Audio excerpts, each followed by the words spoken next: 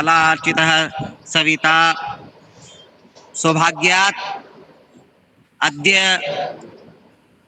अस्माकं विश्वविद्यालयस्य व्याख्यानमालायाः कार्यक्रमम् आयोज्यते। महर्षि वाल्मीकि संस्कृत विश्वविद्यालय सर्वदा सामाजिक कल्याणे संलग्नः भवति। अत्र समाज कल्याणाय संस्कृतस्य प्रचाराय व्याख्यानमालायाः आयोजनं विश्वविद्यालय पक्षतः क्रियते। अद्यतनीय कार्यक्रमस्य व्याख्यानमालायां ये मुख्यवक्तारः वर्तन्ते ते साहित्य विभागीय आचार्याः कृष्णचन्द्र पाण्डे महोदयाः वर्तन्ते। अद्यतनीय कार्यक्रमस्य अध्यक्षाः विश्वविद्यालयस्य प्राणभूताः कुलपतयः राजकुमार मित्तल महोदयाः वर्तन्ते। तर्हि अस्य कार्यक्रमस्य संयोजिका शर्मिला महोदया तथा च संयोजकः विनय गोपाल महोदयाः वर्तन्ते। सर्वादौ कार्यक्रमे मंगलाचरणाय अखिलेश महोदयान् प्रार्थयामि। अखिलेश कुमार मिश्र महोदयान्, वेद विभागीय आचार्यान्। अखिलेश महोदयः। हरिः ॐ पूर्णस्तु वा द्वितीया वासावाः सामीं धत्तां पुनर्ब्रह्माणो वशोनीथ जगियैः घ्रेते न त्वां तान्वं वर्धयसु वा सत्याः शान्तो जायमानस्य कामाः। हरिः ॐ शान्ति शान्ति शान्तिः। धन्यवादः अखिलेश महोदयाः। तर्हि अस्य कार्यक्रमस्य व्याख्यानमालायाः संयोजिका शर्मिला महोदयान् प्रार्थयामि यत् व्याख्यानमालायाः विषये किञ्चित् वदन्तु, यत् तस्य उद्देश्य किं भवति। शर्मिला महोदया।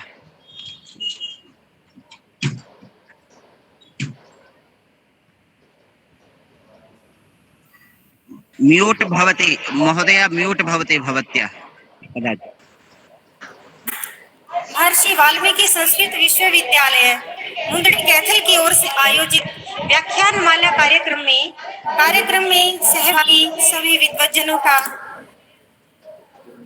आज के कार्यक्रम के अध्यक्ष प्रोफेसर राजकुमार मित्तल जी, कार्यक्रम के निवेदक प्रोफेसर यशवीर सिंह जी, कार्यक्रम में जुड़े अन्य विद्वज्जन, छात्र छात्राएं, आचार्यगण, सभी का मैं हृदय से अभिनंदन करती हूँ, स्वागत करती हूँ। विश्वविद्यालय की ओर से संचालित इस कार्यक्रम का उद्देश्य जन जन तक संस्कृत और संस्कृति को पहुंचाना है।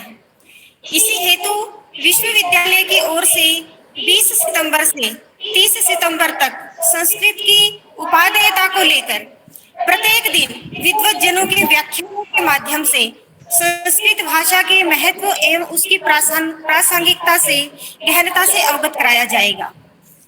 भाषा आम जन तक पहुंचे, ज्ञान आम जन तक पहुंचे, इसी कारण हमने इस व्याख्यान माला का माध्यम भी हिंदी भाषा ही रखा है। प्रत्येक दिन भिन्न भिन्न विषयों को लेकर अनेक व्याख्यान होंगे।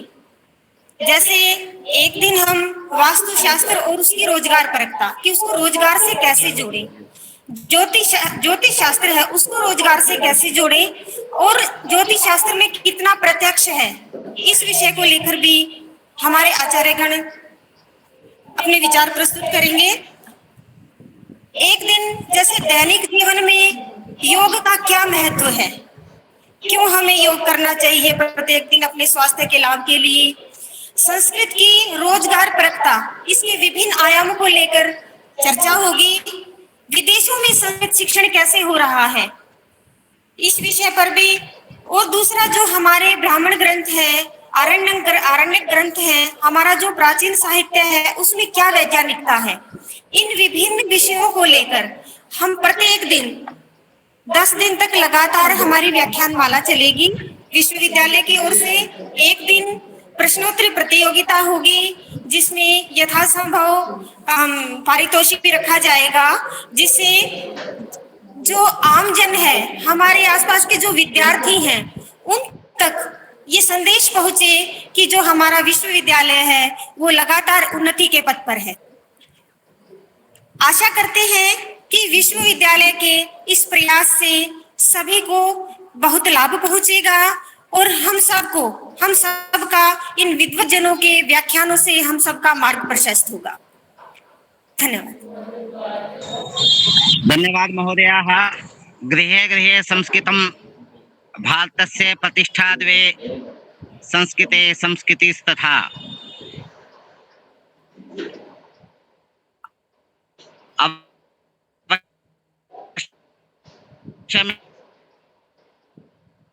एव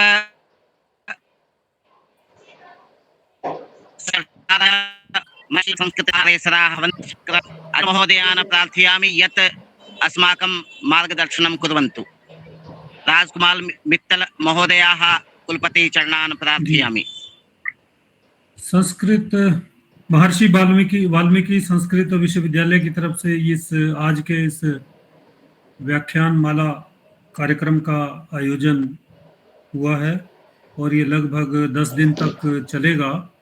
इसके लिए आप सबको कार्यक्रम में उपस्थित विश्वविद्यालय के registrar professor Yashveer Singh ji, संयोजिका doctor Sharmila और जिसका मार्गदर्शन इस आज हमें मिलेगा के पांडे जी और सभी फैकल्टी मेंबर्स, आप सबको मैं इस कार्यक्रम के आयोजन पर बधाई देता हूं।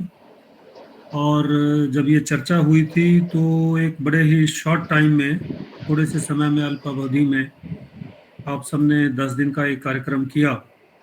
इसका मुख्य उद्देश्य यही है कि संस्कृत का जो ज्ञान है, संस्कृत देव भाषा है, संस्कृति हमारी इसी संस्कृत से ही हमें मिलती है, समझने का मौका मिलता है।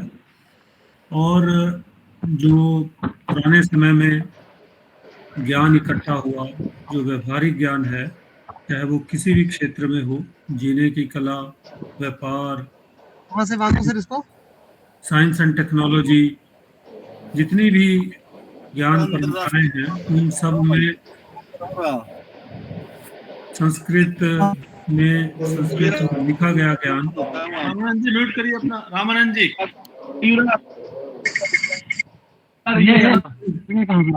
बाकी सभी म्यूट कर ले इसको प्लीज। तो जितना भी ज्ञान पुराने समय में लिखा गया और उसको किस तरीके से जनमानस तक ले जाया जाए, उनका जैसे अभी बताया कि संस्कृत के माध्यम से किस तरीके से ज्ञान के द्वारा जनमानस का कल्याण संभव है, उसी हेतु इस व्याख्यान माला का आयोजन किया गया है। अभी आप सबने बताया कि जो संस्कृत है वो न केवल हमें जीने का रास्ता दिखाती है, आज वर्तमान समय में जो कि उपभोगवाद के ऊपर है, जो भौतिकवाद के ऊपर है, हमें संस्कृत में जो ज्ञान निहित है उसके माध्यम से हम किस तरीके से अपना जो आर्थिक क्रियाएं, अर्थ, काम, इसको धर्म के साथ जोड़कर और अल्टीमेटली किस तरीके से मोक्ष प्राप्त कर सकते हैं, ये ज्ञान हम सबको मिलता है।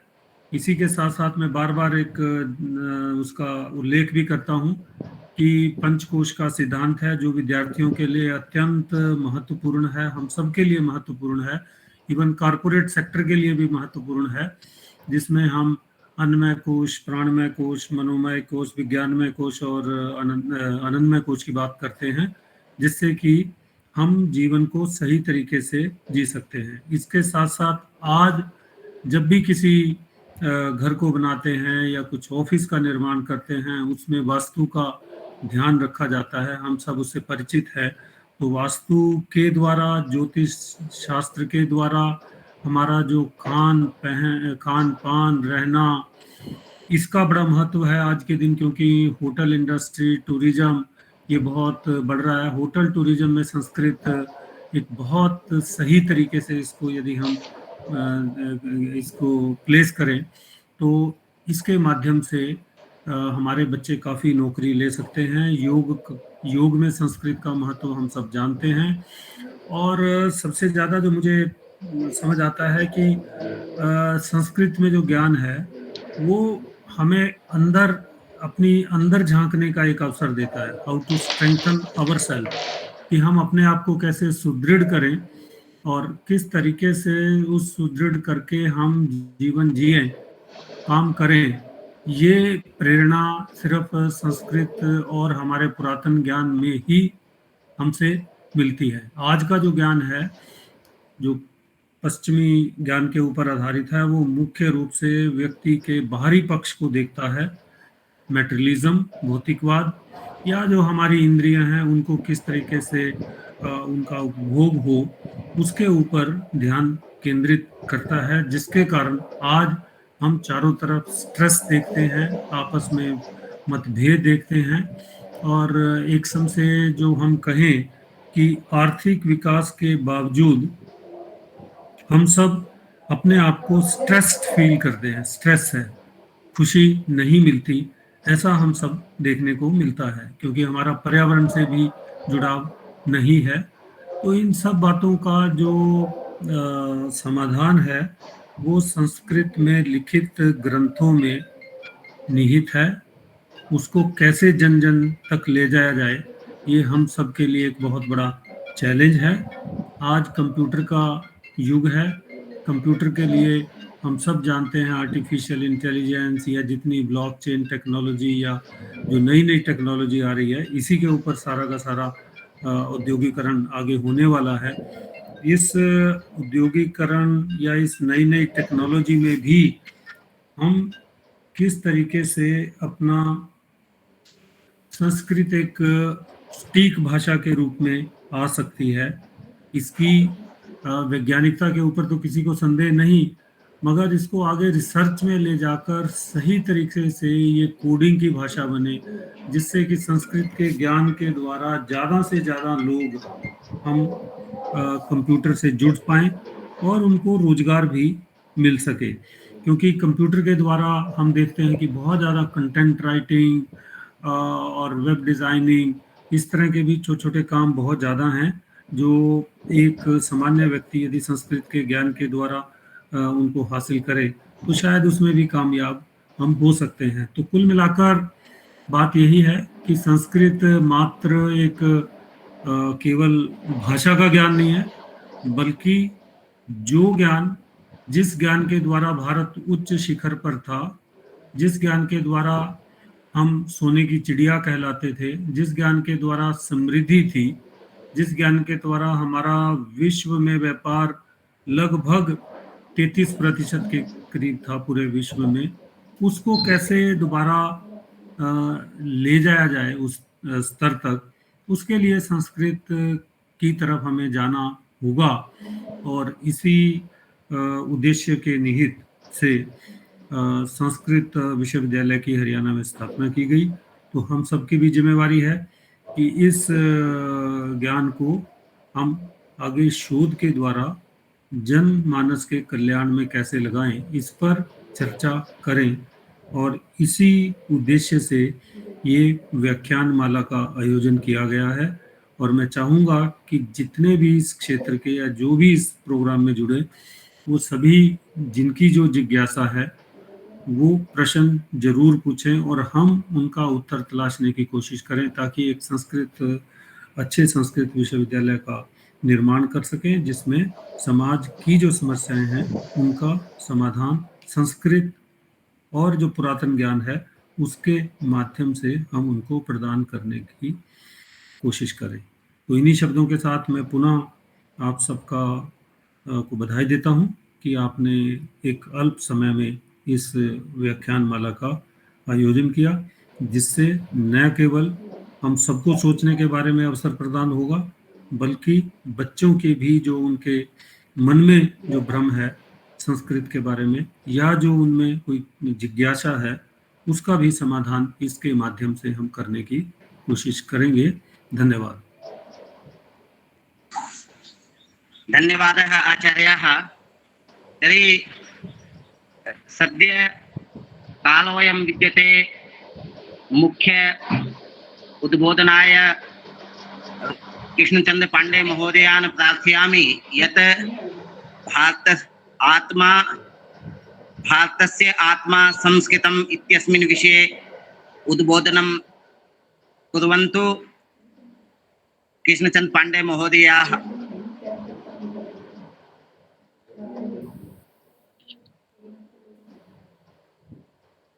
भागर्था विवक्षं प्रक्तौ भागर्था प्रतिपत्तये जगतः पितरौ वन्दे पार्वती परमेश्वरौ। गुरुर्ब्रह्मा गुरुर्विष्णु गुरुर्देवो महेश्वरा गुरु साक्षात् परब्रह्म तस्मै श्री गुरवे नमः। नमः सर्वेभ्यः। आज के इस व्याख्यान माला के प्रथम दिवस पर हमारे मध्य में हमारे मार्गदर्शक, हमारे प्रेरक, अध्यक्ष के रूप में विराजमान हमारे माननीय कुलपति जी प्रोफेसर राजकुमार मित्तल जी, विश्वविद्यालय के कुल सचिव प्रोफेसर जसवीर सिंह जी, मेरे सभी सहकारी बंधु और इस कार्यक्रम में सम्मिलित सभी छात्र और अन्य श्रोता बंधु। जैसा कि बताया गया कि पूरे 10 दिन तक ये व्याख्यान माला चलनी है और इस व्याख्यान माला में अलग अलग संस्कृत से जुड़े हुए विषयों को लेकर के हम सबको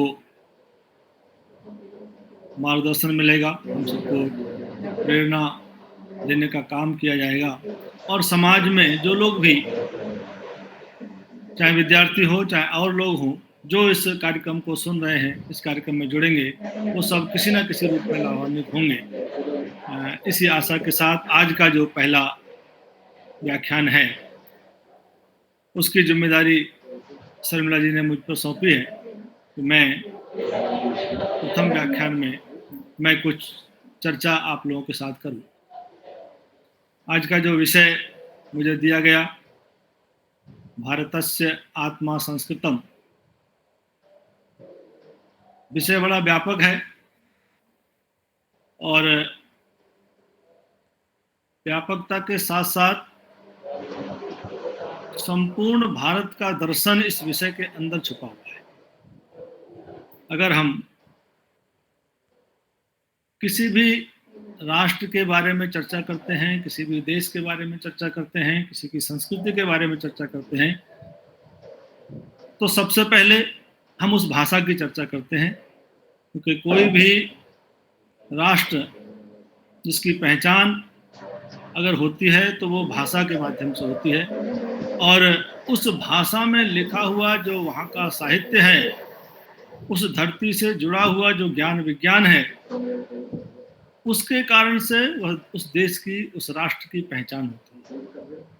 दुनिया का कोई भी देश हो, उनकी अपनी भाषा है, अपना साहित्य है और उस साहित्य के आधार पर वो विश्व में अपनी पहचान रखते हैं। भारत के बारे में जब हम विचार करते हैं तो निश्चित रूप से हम अपना साहित्य, अपनी भाषा की ओर जब दृष्टि डालते हैं तो एकमात्र संस्कृत भाषा ही हमारे सामने आती है, जो केवल, जैसे अभी माननीय कुलपति महोदय ने कहा कि संस्कृत केवल भाषा मात्र नहीं है, ये संपूर्ण ज्ञान विज्ञान का एक आधार है, भारतीय संस्कृति का केंद्र है। और हम जब कहते हैं कि भारतीय संस्कृति का केंद्र है या भारतीय संस्कृति की आत्मा है, तो निश्चित रूप से संस्कृत के बिना हम भारत को पहचान नहीं सकते और न दुनिया भारत को पहचान सकती है। भारत को जानना है तो हमको संस्कृत को समझना होगा, संस्कृत को पढ़ना होगा।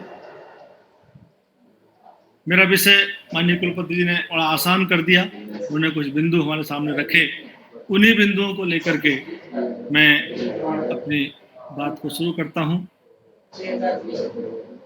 स्वामी विवेकानंद ने जिस समय वो सारी दुनिया में भ्रमण कर रहे थे, भारतीय संस्कृति को लेकर के, हिंदुत्व को लेकर के, उस समय उन्होंने बहुत महत्वपूर्ण बात कही थी। उन्होंने कहा था कि भारत को अगर जानना है तो संस्कृत का अध्ययन करें। संस्कृत के बिना भारत को दुनिया पहचान सकती है, ना भारत स्वयं को पहचान सकता है। ये स्वामी विवेकानंद ने उस समय ये बात कही थी। निश्चित रूप से अगर भारत को जानना है तो संस्कृत के बिना हम भारत को नहीं जान सकते। उसका कारण है कि भारत की जो संस्कृति है, उस संस्कृति के जो आधार बिंदु हैं, आधार के जो केंद्र हैं, वो हमारे ग्रंथ हैं और हमारे ग्रंथ जिस भाषा में लिखे हुए हैं वो संस्कृत भाषा है।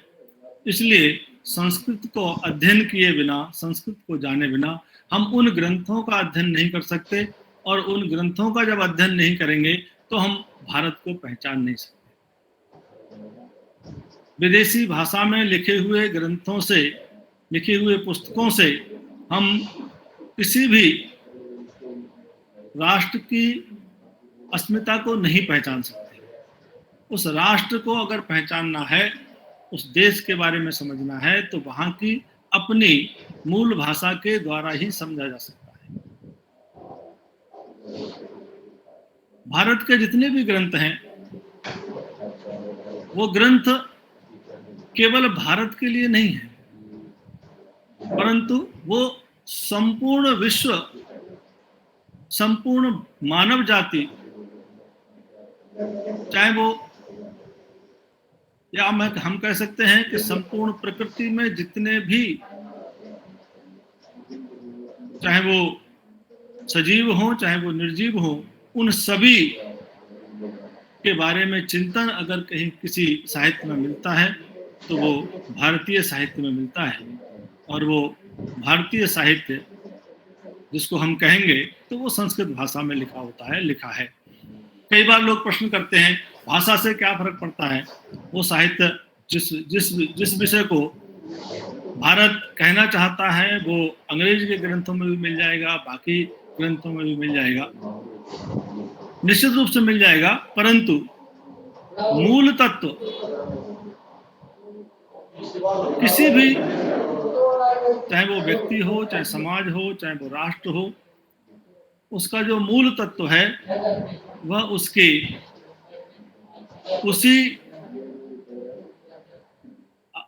केंद्र में, उसके ही केंद्र में मिलता है जो उसके बीज में विद्यमान होता है।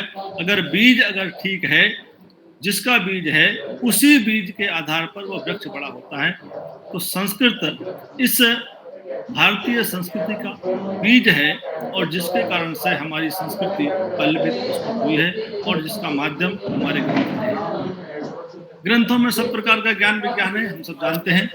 मैं इस विषय की थोड़ी चर्चा करने से पहले दुनिया संस्कृत को किस रूप में देखती है, दुनिया में संस्कृत के बारे में क्या धारणाएं हैं, थोड़ी सी चर्चा उसकी करता हूं। पहले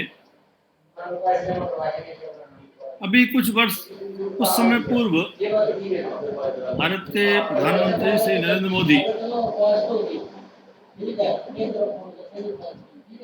आयरलैंड गए थे और वहां पर उनका स्वागत हुआ था और वो स्वागत संस्कृत के श्लोकों के माध्यम से वहां के विद्यार्थियों ने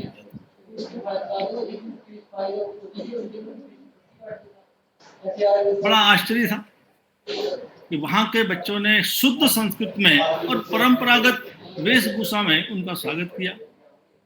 तो उनसे चर्चा, वहां के लोगों से चर्चा हुई तो पता लगा कि आयरलैंड में एक जॉन स्कॉट्स विद्यालय का एक शिक्षक है जो काफी समय भारत में रहा और भारत में उसने संस्कृत भारती के कुछ केंद्रों पर जाकर के उसने अध्ययन किया और कुछ समय उसने प्रशिक्षण प्राप्त किया और उसके बाद उन्होंने संस्कृत के विद्यालयों की स्थापना की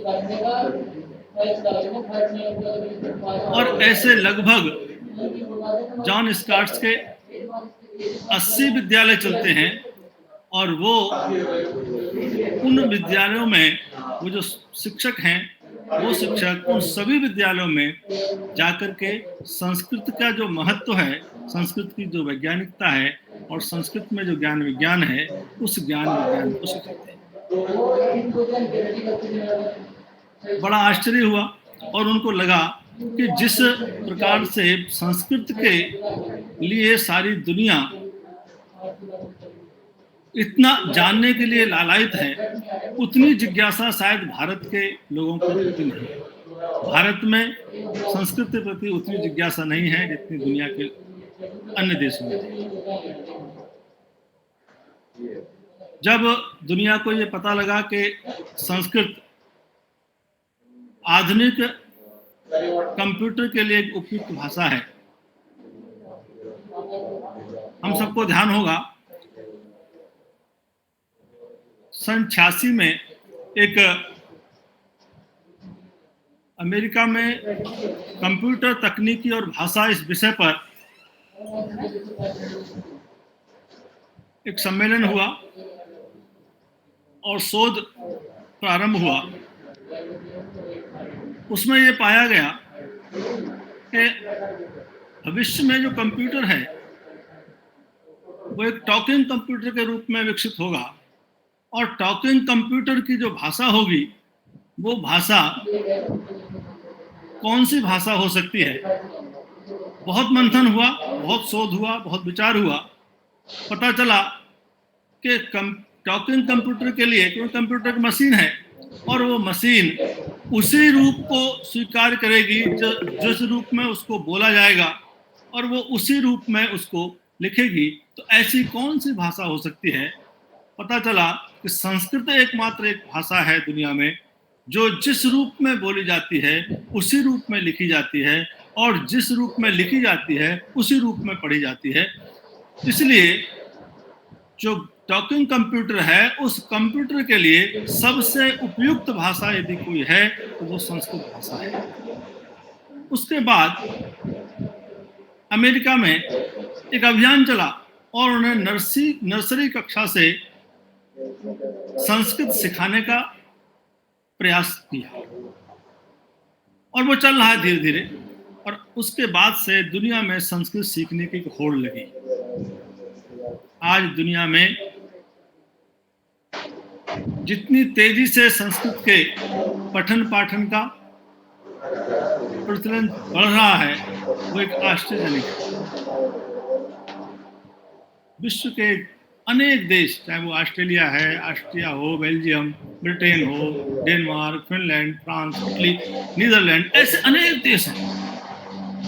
Norway, Japan, Bali, Sumatra, Indonesia, हम सब जानते हैं, थाईलैंड, इन सब में बहुत बड़ी मात्रा में संस्कृत सीखने वालों की होड़ लगी है। बहुत बड़ी मात्रा में ऐसे विद्यालय प्रारंभ हो रहे हैं जहां संस्कृत सीख सकें। और संस्कृत में ऐसी कौन सी चीज है, ऐसा कौन सा ज्ञान विज्ञान संस्कृत में है, उन सब में एक अनुसंधान हो, एक ऐसी होड़ दुनिया के लोगों में लगी है।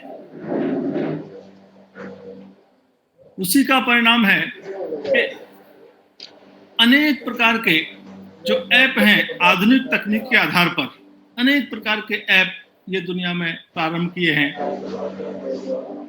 हम अगर अमेरिका और यूरोप में देखेंगे तो अनेक संस्थान ऐसे चलते हैं जिन्होंने माई वेब के नाम से नेटवर्क प्रारंभ किया है और उसके माध्यम से वो संस्कृत सिखा रहे हैं। अमेरिका में लगभग 20 विश्वविद्यालय हैं जहां संस्कृत किसी ना किसी रूप में सिखाई जा रही है। जर्मन में भी लगभग 18-19 विश्वविद्यालय ऐसे हैं जहां संस्कृत का पठन पाठन हो रहा है। ब्रिटेन हो, जो मैंने अभी नाम दिया, ऐसे सभी विश्वविद्यालयों में संस्कृत का पठन पाठन ये बड़ी तेजी से बढ़ रहा है। हमारे एक परिचित हैं, नासा में वो रहे हैं, अमेरिका का जो अनुसंधान संगठन नासा है उसमें वो अतिथि वैज्ञानिक के रूप में रहे, दिल्ली में रहते हैं। आप सब लोग भी जानते होंगे प्रोफेसर डॉक्टर ओम प्रकाश पांडे। उन्हें नासा में वैज्ञानिक के प्रशिक्षण के लिए उन्होंने बताया कि वहाँ पर जो नासा के वैज्ञानिक हैं, उस नासा के वैज्ञानिकों के प्रशिक्षण के लिए वहाँ पर कक्षाएं लगती हैं। 15 दिन की कक्षाएं नासा में वैज्ञानिकों के प्रशिक्षण संस्कृत सिखाने के लिए लगती हैं, जिसमें वो आर्यभट्ट, बराहमिहिर जैसे जो भारतीय वैज्ञानिक हैं, ऐसे वैज्ञानिकों के तथ्यों के बारे में उनको जानकारी दी जाती है। उनको सूर्य सिद्धांत पढ़ाया जाता है। सूर्य सिद्धांत में जो आधुनिक वैज्ञानिकों से भी पूर्व सौरमंडल के संबंध में जो बातें दी गई हैं, जो बातें बताई गई हैं, उन सब बातों को उन वैज्ञानिकों को बताया जाता है ताकि वो ठीक प्रकार से गणना कर सकें और ठीक प्रकार से वैज्ञानिक शोधों को आगे बढ़ा सकें। ये नासा में इस प्रकार की कक्षाएं लगती हैं, ये प्रोफेसर ओम प्रकाश पांडे ने बताया। तो निश्चित रूप से संस्कृत दुनिया में जिस प्रकार से आज संस्कृत का प्रचलन बढ़ रहा है, एक मेरे मित्र इटली में रहते हैं, आयुर्वेद के प्रोफेसर हैं वो उनसे मेरी चर्चा होती रहती है, बातचीत होती रहती है। वो आयुर्वेद वहाँ पढ़ाते हैं। क्योंकि इटली में संस्कृत नहीं जानते तो वो संस्कृत कक्षा ले, संस्कृत भारती के माध्यम से उन्होंने यहाँ पर संस्कृत सीखा था और फिर वो वहाँ पर संस्कृत की कक्षा लेते हैं पहले, फिर आयुर्वेद पढ़ाते हैं। क्योंकि वो जानते हैं, वो कहते हैं कि इटली में आयुर्वेद के प्रति इतना लोगों में विश्वास है और इतनी जागरूकता है कि उनको जो आधुनिक औषधियां हैं उन औषधियों पर उनका विश्वास कम हुआ है और आयुर्वेद पर उनका विश्वास बढ़ा है। और उनका ये मानना है कि आयुर्वेद केवल शरीर को स्वस्थ नहीं करता, बीमारी को ठीक नहीं करता, बल्कि हमको जीवन जीने की कला बताता है कि जीवन कैसे जिया जाए। ये वो इटली में जो मेरे मित्र हैं वो मेरे को बताते हैं। डॉक्टर स्वामीनाथ मिश्र उनका नाम है। हम लोग लंबे समय तक दिल्ली में साथ साथ रहे, कई संस्कृत के कैंपों में हम लोगों ने साथ साथ काम किया। यहाँ पर कैंप में वो आयुर्वेद सिखाते थे, आजकल वो इटली में है और वहीं पर वो आयुर्वेद का प्रशिक्षण देते हैं। तो इटली में किस प्रकार से आयुर्वेद के प्रति, यानी मेरा कहने का अभिप्राय यह है कि संस्कृत के ज्ञान के प्रति दुनिया में किस प्रकार से जिज्ञासा बढ़ी है। अभी योग के बारे में हम सब जानते हैं। योग ये भारत का एक ज्ञान है, विज्ञान है, भारत का दर्शन है। दुनिया में जिस प्रकार की आज योग के प्रति रुचि बढ़ी है, अब योग को समझने के लिए, योग एक व्यायाम है मात्र इतना नहीं है, बल्कि योग को समझने के लिए कई देशों में संस्कृत सीखने की एक होड़ सी लगी है कि योग की गहराइयों को हम कैसे समझें। ऐसे अनेक देश हैं जो संस्कृत इसलिए सीखना प्रारंभ कर रहे हैं ताकि वो योग के बारे में ठीक से समझ सकें। भारतीय जो ज्ञान विज्ञान है उसको ठीक प्रकार से समझने के लिए वो संस्कृत के प्रति अधिक उत्साहित हैं, ऐसा आज हमको देखने को मिलता है। भारत के बारे में भी हम चर्चा करते हैं, बहुत कुछ है कहने को, दुनिया भर में बहुत कुछ चल रहा है जिस प्रकार से भारत, चाहे वो जैसे मैंने बताया योग है, आयुर्वेद है, या आधुनिक विज्ञान में कंप्यूटर है, इसको लेकर के जिस प्रकार से जिज्ञासा बढ़ी है संस्कृत के प्रति। भारत के बारे में भी हम विचार करते हैं तो भारत में उस प्रकार का भाव अभी देखने को नहीं मिलता। लेकिन क्योंकि हमारी एक प्रवृत्ति है, हमारी एक मनोवृत्ति है कि पश्चिम में जो कुछ भी है वो श्रेष्ठ है, हमारा जो कुछ भी है वो श्रेष्ठ नहीं है, वो दोयम दर्जे का है। ऐसी एक भावना हमारे अंदर एक घर कर गई है बहुत लंबे समय से। अब वो किस कारण से कर गई है वो हम सब कारण जानते हैं, उस कारण में जाने की आवश्यकता भी नहीं है, क्योंकि उसमें कारण में जाएंगे तो वो लंबा विषय हो जाएगा। तो इसके कारण से हमारे जो भारत के जो लोग हैं, हमारे अंदर के जो लोग हैं, उनमें उस प्रकार की जिज्ञासा संस्कृत के प्रति नहीं दिखाई देती जितनी विदेशियों में, जितने बाहर के लोगों में, दुनिया के अन्य देशों में दिखाई देती है। परंतु कुछ वर्षों में ये परिवर्तन आया है, कुछ वर्षों में कुछ चीजें बदली हैं। आज भारत में भी संस्कृत के ज्ञान के प्रति, संस्कृत भाषा के प्रति तो जो रुचि है वो है, लेकिन संस्कृत में निहित ज्ञान विज्ञान के प्रति एक नई ऊर्जा जैसे आई हो, ऐसा भारत में भी दिखाई देता है। उसका कारण है कि संस्कृत को जो अब तक एक किसी कारणवश उसको दबा कर रखा गया, उसको कहा गया कि केवल कर्मकांड की भाषा है, केवल ब्राह्मणों की भाषा है, उसमें कोई ज्ञान विज्ञान नहीं है, संस्कृत पढ़ने का मतलब है कर्मकांड करना। ये जो भाव मन में भर दिया गया, वो धीरे धीरे वो धूल अब दूर हो रही है। अब लोगों को लग रहा है कि संस्कृत केवल कर्मकांड की भाषा नहीं है, संस्कृत ज्ञान विज्ञान की भाषा है। और ज्ञान विज्ञान ही नहीं, बल्कि जब हम अपने आप को जो भूल गए हैं, हमें स्वयं को पहचानना है, तो हमको संस्कृत पढ़ना है। दुनिया को पहचानना आसान है, स्वयं को पहचानना कठिन है। जो व्यक्ति स्वयं को पहचान लेता है, उसके अंदर असीम शक्ति निर्माण हो जाती है। इसलिए हमारे ऋषियों ने स्वयं को पहचानने का उपक्रम किया था, चाहे वो जंगल में कुटीर बनाकर रह रहे हों, चाहे वो किसी आश्रम में अनुसंधान में रात दिन लगे रहे हों। उन्होंने अपने आप को पहचाना और स्वयं को पहचान कर अपने अंदर जो छुपी हुई ऊर्जा थी, उस ऊर्जा को, उस ज्ञान विज्ञान को हमारे सामने दिखाया।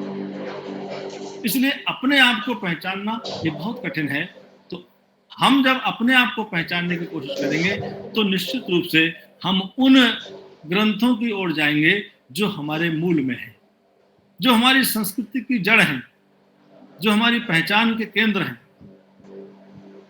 जिसके कारण से दुनिया विश्व गुरु कहलाती थी। सारी दुनिया के लोग जिनको अध्ययन करने के लिए भारत में आते थे, वो कौन सी शक्ति थी जो दुनिया को हमारी ओर आकर्षित करती थी? बड़े बड़े विश्वविद्यालय दुनिया में कहीं नहीं थे, वो भारत में थे। चाहे वो तक्षशिला हो, चाहे नालंदा हो, चाहे विक्रमशिला हो, ऐसे अनेक विश्वविद्यालय दक्षिण भारत में, बहुत सारे विश्वविद्यालय थे।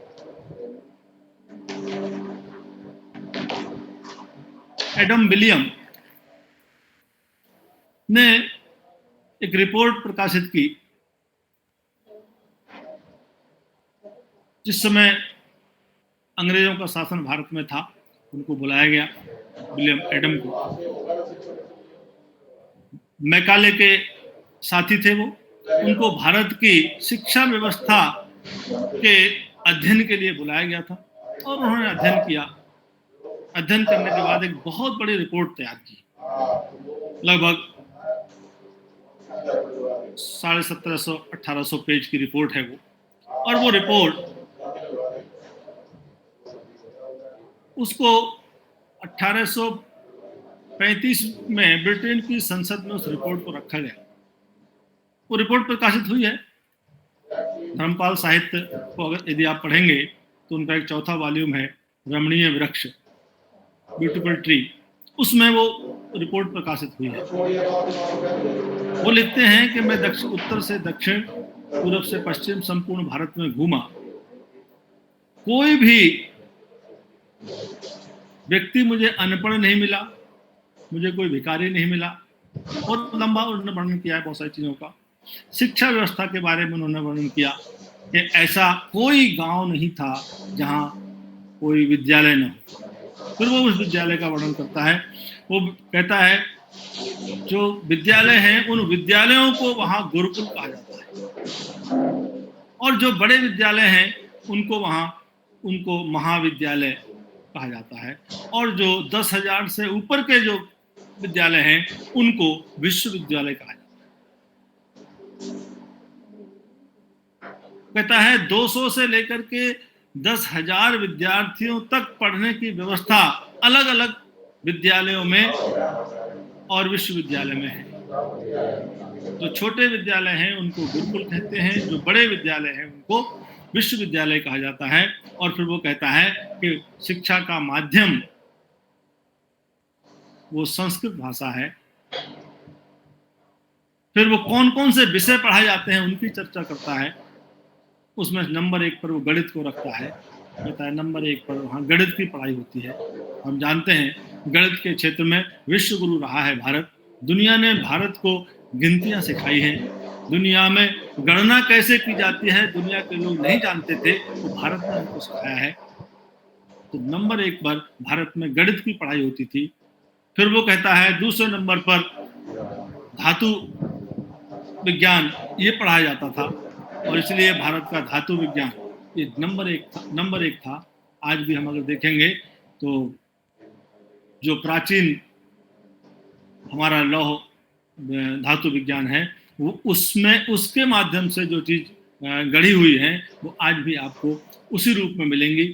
दिल्ली में जो लौह स्तंभ है हजारों साल से खड़ा हुआ है, धूप बरसात सब में, लेकिन उसमें जंग नहीं आई। इतने श्रेष्ठ कोटि की धातु का निर्माण भारत में होता था। खैर ये लंबा विषय है, कई सारे विषय इसमें हैं। वो जो कहता है कि इस प्रकार से, और वो जो उसने महत्वपूर्ण बात कही कि इन सब का जो माध्यम होता था वो संस्कृत है, और उन संस्कृत के ग्रंथों में दुनिया का ब्रह्मांड का कोई भी ऐसा ज्ञान नहीं है जो वो वर्णन करता है। और उसी को 1835 में ब्रिटेन की संसद में जो रिपोर्ट रखी गई, उसी रिपोर्ट के आधार पर मैकाले कहता है कि जब तक भारत में ये शिक्षा पद्धति रहेगी तब तक भारत को गुलाम नहीं बनाया जा सकता, लंबे समय तक हमारी सत्ता वहां नहीं रह सकती। और फिर धीरे धीरे मैकाले को यहाँ लाया गया, और हमारे जो केंद्र थे, जो मूल ग्रंथ थे, उन ग्रंथों को धीरे धीरे हमसे दूर करने का प्रयास किया गया, और उसी में वेदों के अनुवाद करने के लिए ऐसे व्यक्तियों को बुलाया गया ताकि वेदों के प्रति हमारी जो श्रद्धा है वो श्रद्धा समाप्त हो जाए। इसलिए वेदों को, ये गणरियों के गीत हैं, इसमें केवल जादू टोना है, इसके अलावा कुछ नहीं है, केवल कर्म कांड है, उसमें कोई ज्ञान विज्ञान नाम की चीज नहीं है। ऐसी अनेक धारणाएं, और लंबे समय तक वो सारी चीजें हमारे साथ होती गई, और परिणामतः हम अपनी भाषा से दूर हुए, और भाषा से ही दूर नहीं हुए बल्कि उस भाषा में जो हमारा ज्ञान विज्ञान था उस ज्ञान विज्ञान से भी हम दूर हुए। उस ज्ञान विज्ञान को, जिस ज्ञान विज्ञान को पाने के लिए सारी दुनिया भारत में आती थी, आज हमारी स्थिति ऐसी हो गई कि हम दुनिया का मुंह ताक रहे हैं कि दुनिया कौन सी नई चीज हमारे सामने आ रही है। एक समय था जब संस्कृत के माध्यम से, संस्कृत के ग्रंथों के माध्यम से दुनिया के लोग यहाँ से नए नए अनुसंधान सीखते थे। आज हम दुनिया का मुंह ताकते हैं। उसका कारण क्या है? उसका कारण सिर्फ एकमात्र है कि हम अपनी भाषा से दूर हो गए, और अपनी भाषा से दूर होने के कारण हम अपने साहित्य से दूर हो गए, और अपने साहित्य को हमने जाना नहीं।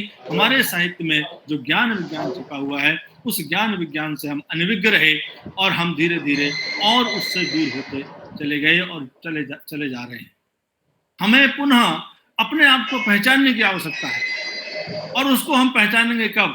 जब हम अपने ग्रंथों का अध्ययन करेंगे, और अपने ग्रंथों का अध्ययन हम जब कर पाएंगे जब हम संस्कृत का अध्ययन करेंगे। संस्कृत के ज्ञान के बिना हम अपने ग्रंथों को नहीं समझ सकते।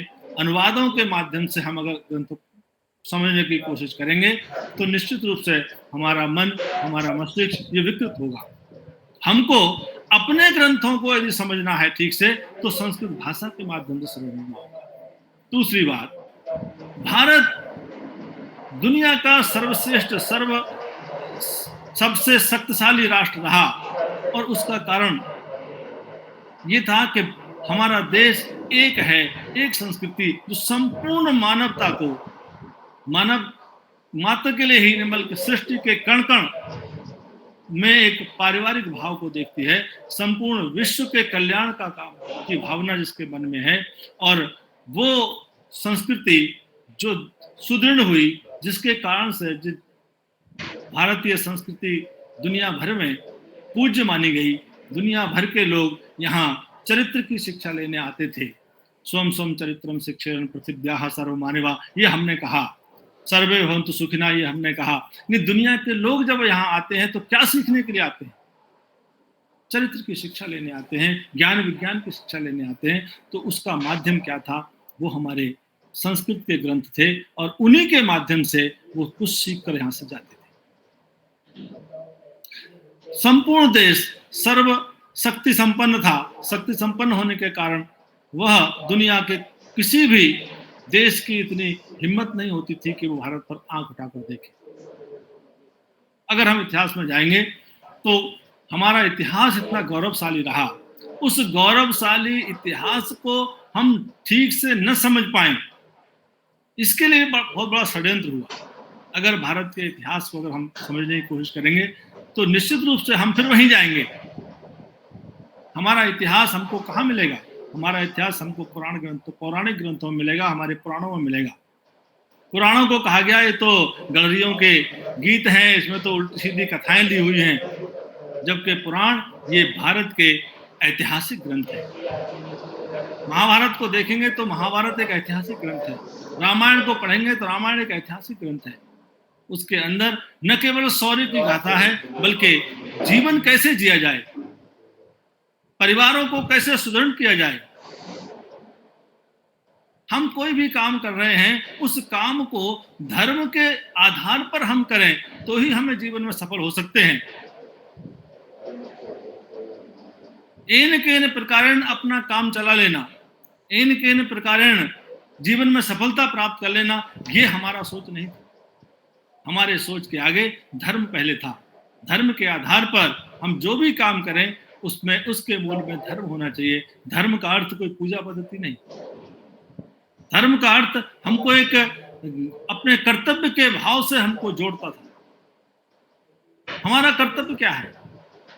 पिता का पुत्र के प्रति क्या कर्तव्य है, राजा का प्रजा के प्रति क्या कर्तव्य है, प्रजा का राष्ट्र के प्रति क्या कर्तव्य है, अगर इसको समझना है, एक परिवार कैसे चलता है, इसको यदि समझना है तो हमको रामायण को पढ़ना होगा, महाभारत को पढ़ना होगा। लेकिन महाभारत को हमसे दूर कर दिया गया और कहा गया कि महाभारत पढ़ने से घर में महाभारत हो जाता है। महाभारत केवल ग्रंथ नहीं है, महाभारत ब्रह्मांड का, मैं ब्रह्मांड की बात कर रहा हूं, ब्रह्मांड का वह विश्वकोश है जिसमें ऐसा कुछ भी नहीं है जो दुनिया में न हो। हर प्रकार का ज्ञान, हर प्रकार का विज्ञान उस महाभारत ग्रंथ में है। महाभारत को अगर पढ़ेंगे तो भारत का जो बृहद भूगोल है, जो आज भारत दिखाई दे रहा है, ये भारत नहीं है। महाभारत में यदि आप जाएंगे तो महाभारत में भारत का जो भूगोल है, जिसमें अफगानिस्तान, ईरान तक का क्षेत्र पूरा आता है, वो सारा महाभारत ग्रंथ में आपको भारत का बृहद भूगोल दिखाई देगा। भारत का शौर्य गाथा वाला जो इतिहास है वो दिखाई देगा। लेकिन महाभारत को हमसे दूर कर दिया गया। हमसे कहा गया कि महाभारत ये समाज को पढ़ने की चीज नहीं है, क्योंकि महाभारत पढ़ेंगे तो घर में महाभारत होगा। आज भी मान्यता है। रामायण का जो मूल ग्रंथ है उसको चूंकि लोग संस्कृत से दूर कर दिया गया, इसलिए मूल रामायण को हम नहीं पढ़ पाए। हमको रामचरित, तुलसीदास जी की असीम कृपा हो गई कि रामचरित मानस आज घर घर में पहुंच गया। तो जो परंपराएं रामायण काल में रही, उनको कुछ परिवारों ने आज दिखाई दे रहा है। तो ऐसे ग्रंथों को, पुराणों को हमसे दूर कर दिया गया। हम में से बहुत कम लोग हैं केवल शास्त्रीय ज्ञान के लिए, केवल पाठ्यक्रम में पढ़ने के लिए पुराण पढ़ते हैं। पुराणों का अध्ययन हम नहीं करते, स्मृति ग्रंथों का अध्ययन हम नहीं करते। हाँ, उपनिषदों का अध्ययन बहुत कम लोग करते हैं, उनको धार्मिक ग्रंथ मान करके। संपूर्ण ज्ञान विज्ञान उपनिषदों में, एक उपनिषद है प्रश्नोपनिषद, बृहदारण्यक उपनिषद, पूरा बायोलॉजी है, पूरा सृष्टि विज्ञान है वो। अगर उसमें देखेंगे तो सृष्टि का निर्माण कैसे होता है। बृहदारण्यक उपनिषद में गर्भ के अंदर किस प्रकार से शिशु का विकास होता है, गर्भावस्था में किस प्रकार से गर्भिणी को रहना चाहिए, किस प्रकार से वह गर्भ के अंदर शिशु का पल्लवन पुष्पन होता है, उसको कैसे माहौल देना चाहिए, ये सारा अगर देखना है तो बृहदारण्यक उपनिषद को पढ़ेंगे तो आपको एक एक चीज की जानकारी, और यहाँ तक कि आपको इतना विस्तृत वर्णन किया है कि उसमें आपको ये बताया गया है कि आपको अगर पुत्र चाहिए तो कैसा माहौल देना होगा, पुत्री चाहिए तो कैसा वातावरण देना होगा, गर्भावस्था का समय क्या होना चाहिए, गर्भधारण के बाद क्या क्या पथ्य पालन करने चाहिए, बुद्धिमान पुत्र चाहिए तो कैसा आपको वातावरण देना होगा, कब गर्भधारण कराना चाहिए। ऐसा छोटी छोटी चीजों को एक एक इतनी बारीकी से वर्णन किया हुआ है। क्योंकि हम उसको पढ़ते नहीं, हम केवल परीक्षा में पास करने के लिए कुछ अंश पढ़ लेते हैं, ज्ञान के रूप में उसको नहीं पढ़ते। तो आज आवश्यकता है कि उन सबको उसी रूप में जानने की, समझने की। जब तक हम उसको विज्ञान के रूप में आधुनिक परिप्रेक्ष्य में उसको नहीं समझेंगे, तब तक जो हम चाहते हैं वो शायद हम प्राप्त नहीं कर पाएंगे। दुनिया हमारे को एक आशा भरी दृष्टि से देख रही है। दुनिया चाह रही है कि भारत कुछ दे, भारत के पास बहुत कुछ है देने को, लेकिन हमारी अपनी कमजोरी है कि हम अपने आप को नहीं पहचान पा रहे हैं। और अपने आप को पहचानने के लिए हमको संस्कृत के ग्रंथों का अध्ययन करना होगा, और दुनिया तभी हमारा सम्मान करेगी, तभी दुनिया दुनिया को हम कुछ दे सकते हैं। एक मेरे मित्र अभी कुछ वर्ष पूर्व यूरोप के कुछ देशों में गए थे, डॉक्टर हैं वो, बच्चों के डॉक्टर हैं कई देशों में। मेरे दोनों बच्चे उनके ही संरक्षण में बड़े हुए हैं। तो मेरे से काफी मित्रता उनसे। जब वो लौट के आए तो उन्होंने मेरे को फोन किया, उन्होंने पांडे जी कहाँ हैं आप। मैंने कहा, कहते आपसे बस जरूरी काम है, मिलना चाहता हूँ। भाई आए वो, कहते भाई मेरी बहुत बेइज्जती हो गई और इतना अपमानित मैं महसूस किया हूँ कि आज तक मैं उस अपमान के बोझ से मैं अपने आप को उबर नहीं पा रहा हूँ। हुआ क्या, आप तो यूरोप घूमने गए थे। तब उन्होंने बताया कि मैं जिस देश में गया उसमें हर देश में मेरे से किसी ने मेरे से गीता के बारे में पूछ लिया, किसी ने मेरे से वेद के बारे में पूछा, किसी ने उपनिषद के बारे में पूछा, और मैं कोई जवाब नहीं दे पाया। हमारे यहाँ यही एक विडंबना है, जो व्यक्ति डॉक्टर बना है, वर्ल्ड क्लास डॉक्टर है, एक विश्व स्तर का डॉक्टर है, लेकिन उस अपने बारे में जानकारी नहीं है। जब वो दुनिया में जाता है तो दुनिया के लोग अपेक्षा करते हैं कि उसको भारत के बारे में कुछ जानकारी, और भारत को जानना है तो आपको संस्कृत को जानना होगा, संस्कृत के ग्रंथों को पढ़ना। इसलिए कहा गया कि भारत को समझने के लिए, भारत को जानने की शर्त है ये कि आप संस्कृत को समझेंगे, संस्कृत के ग्रंथों को पढ़ेंगे, तो ही आप भारत को समझ पाएंगे। एक अंतिम बात करके मैं अपनी बात खत्म करता हूँ। भारत में इतनी विविधताएं हैं, इतने विविधताओं के बाद भी भारत एक है। अनेक प्रकार की संस्कृति है, अनेक प्रकार के रहन सहन है, अनेक प्रकार की सभ्यताएं दिखती होंगी बाहरी रूप में, ये सब बाहरी रूप में है। और इन सब के बाद भी हमको एक सूत्र में यदि किसी ने बांध रखा है तो वो क्या चीज है? वह एकमात्र हमारी एक भाषा है, जो भाषा संस्कृत भाषा है, जिसके कारण से चाहे वो दक्षिण की भाषाएं हो, चाहे वो पूर्वोत्तर की भाषाएं हो, वो सभी भाषाएं संस्कृत भाषा के साथ में जुड़ी हुई है। सभी में संस्कृत के शब्दों की बहुतायत मिलती है। और तेलुगु में देखेंगे तो तेलुगु में 80% से अधिक शब्द संस्कृत के हैं। मलयालम भाषा पूरी तरह संस्कृत में है, तमिल भाषा में पूरी संस्कृत ही है। भारत की जितनी भाषाएं हैं वो सभी संस्कृत के सर्वाधिक निकट हैं, और इसीलिए संस्कृत ये भारत को एक सूत्र में पिरोने का, एक सूत्र में बांधने का काम भी करती है। इसलिए भी संस्कृत महत्वपूर्ण है। जिस समय संविधान सभा जब भाषा के बारे में विचार कर रही थी, उस समय एक विचार आया कि राष्ट्रभाषा कौन सी हो सकती है जो संपूर्ण देश की एक प्रतिनिधि भाषा हो, जिसमें संपूर्ण देश में श्रद्धा हो, संपूर्ण देश जिसको मान्य करे। डॉक्टर भीमराव अंबेडकर ने प्रस्ताव रखा। उन्होंने कहा कि संस्कृत एकमात्र ऐसी भाषा है जिसको हम भारत की राष्ट्रभाषा के रूप में, एक प्रतिनिधि भाषा के रूप में रख सकते हैं। संविधान सभा ने उनकी बात को स्वीकार किया, परंतु उस समय कुछ नौजवान उसमें प्रतिनिधि भी थे, नौजवान सदस्य भी थे। उन सदस्यों ने उसका विरोध किया, क्योंकि वो सब बाहर विदेशों में पड़े हुए थे, भारत को समझते नहीं थे, भारत को कभी देखा नहीं उन्होंने उसका विरोध किया।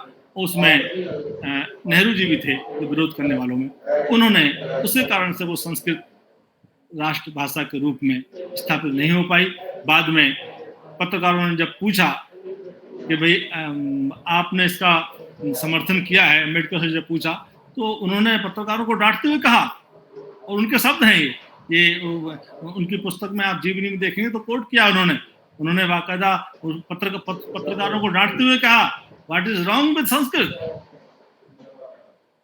संस्कृत राष्ट्रभाषा होगी तो संपूर्ण देश एक रहेगा। राष्ट्रभाषा के कारण से देश एक रहेगा, सारा कामकाज उसमें होगा। देश में किसी भी कोने में संस्कृत का विरोध नहीं होगा, क्योंकि हिंदी भाषा का उस समय काफी विरोध था। अब तो विरोध कम हो गया है। उस समय विरोध इसलिए था क्योंकि वो मानते थे केवल उत्तर भारत की भाषा है, इसलिए दक्षिण भारत के लोग हिंदी का बहुत विरोध करते थे। उस समय संस्कृत एकमात्र ऐसी भाषा थी जो संपूर्ण देश में पूज्य थी, संपूर्ण देश में श्रद्धा का केंद्र थी। उसमें एक सदस्य और थे, लक्ष्मीकांत मैत्र, उनके मित्र थे और वो भी एक प्रभावी सदस्य थे। दोनों ही संस्कृत में ही बात करते थे।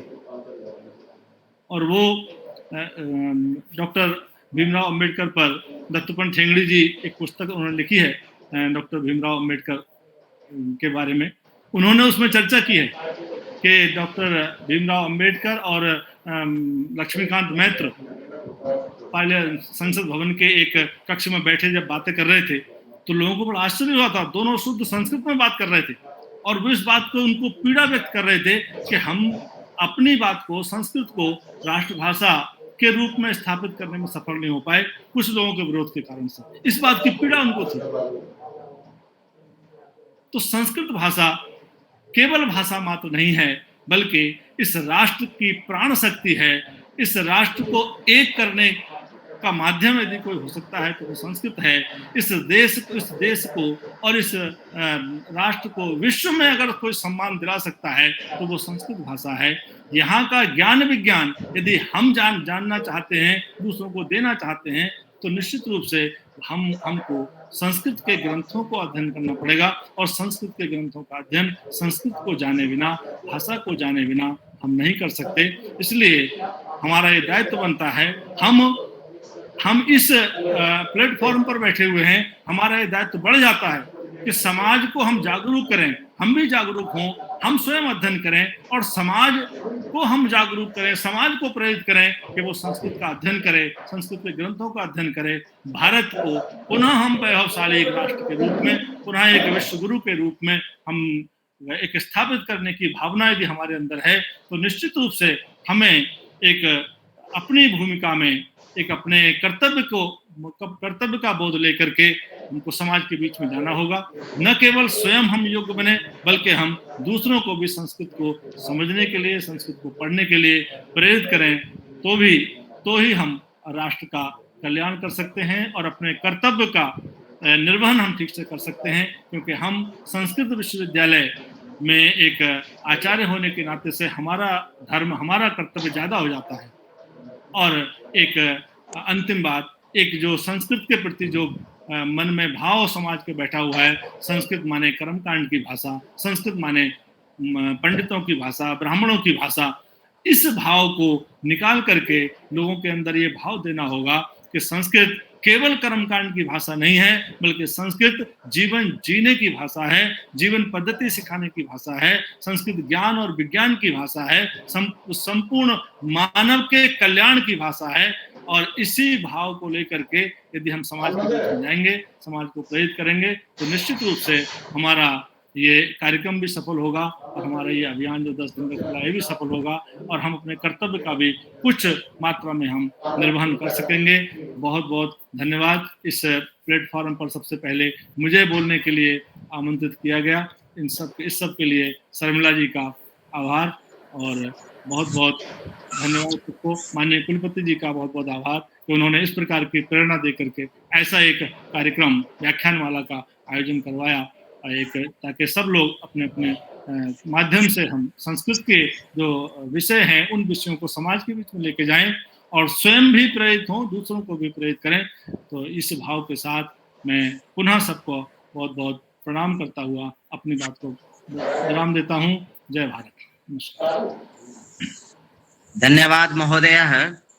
तर्हि ज्ञान विज्ञानयोः मूलं तु संस्कृतमेव, न तु भारतस्य आत्मा संस्कृतं, संपूर्ण विश्वस्य आत्मा संस्कृतम् इति सूत्रेण भवद्भिः बहु सम्यक्तया प्रतिपादितं।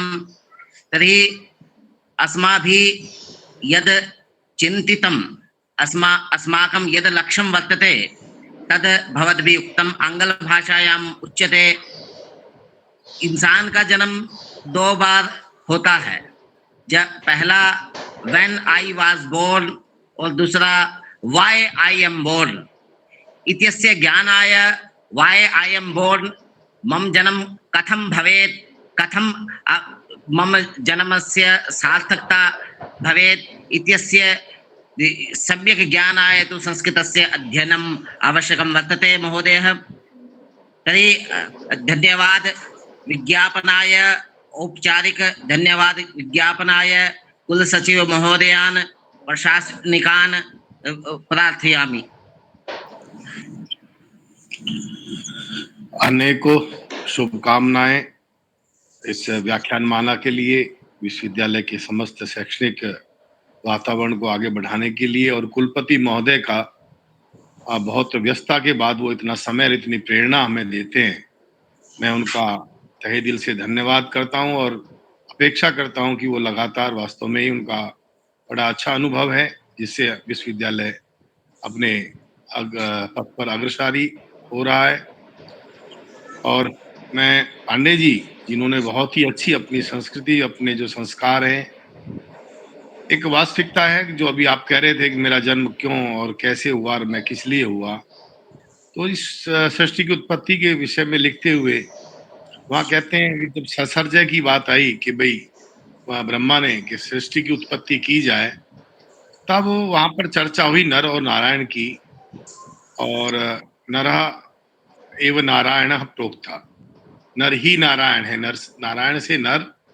तो मेरा उसमें एक ही उस श्लोक के साथ कहना है कि आत्मा में जो ज्ञान समाहित है वो वेद ज्ञान समाहित है, और इसको अभी नासा ने, अमेरिका के जो बहुत बड़े वैज्ञानिक हैं, उन्होंने जब ये कहा कि कोई लोग लाखों श्लोक, लाखों मंत्र याद कर लेता है, लेकिन उसका अपना 10 पीढ़ी के जो बुजुर्ग हैं वो याद नहीं रहते, तो उन्होंने देखा और उन्होंने रिसर्च किया कि क्योंकि जब वो वेद मंत्रों का पाठ करते हैं, उपनिषद के सूक्तों का, सूत्रों का पाठ करते हैं, बोलते हैं, तो ब्रह्मरंध्र से ही उसको कैचअप किया जाता है, पकड़ उसकी ज्यादा होती है। तो वास्तविकता ये है कि जीवन जीने का जो मूल है वो संस्कृत भाषा में दिया हुआ सदाचार है, उसमें दिया हुआ आचरण की व्यवस्था है, उसमें दिया हुआ ज्ञान है, मानव के जीवन के लिए जितना भी उपयोगी है। ऐसा नहीं है कर्म नहीं है।